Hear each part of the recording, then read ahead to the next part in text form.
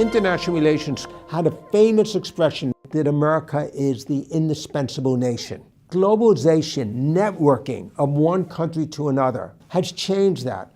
We're no longer the indispensable nation, we're the indispensable partner. They sound similar, but they're really different. In a globalized world, stability and partnerships are more important than trading and selling. If we look at the US-China relationship, the big question about the Trump administration is, was his rhetoric just rhetoric, and how trade is really hurting the United States? The reality is, job loss to China is yesterday's news. The world is much more organized and much more interconnected. China is GM's largest market. 12 million bales of cotton a year are exported from Texas to China. Also, take into account all the jobs that are here because of importing.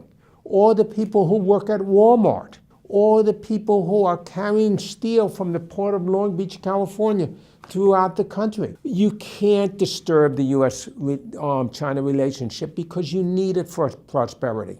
One of the interesting effects that globalization has had on the American political system is that it's empowered the Federal Reserve Bank of the United States, and made it to a major power internationally. Part of its work is guessing where things are going to happen in the next 6 months to a year. If Trump is talking about a major infrastructure project, plus we have a strong economy, so the Fed will look at that and chances are they will raise interest rates.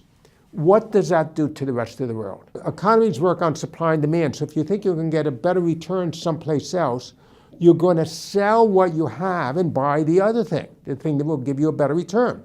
When the Fed raises rates, the dollar will go up because people will want to hold dollars. Consequently, people will sell emerging market currencies. So what does that mean? These countries hold their debt in dollars. It's going to cost them more money to repay their debt. It's going to weaken their economies. The lesson here for Donald Trump is, can he grow? Can he move beyond his background of being the entrepreneur, being the risk taker, being the indispensable player, to being the indispensable partner?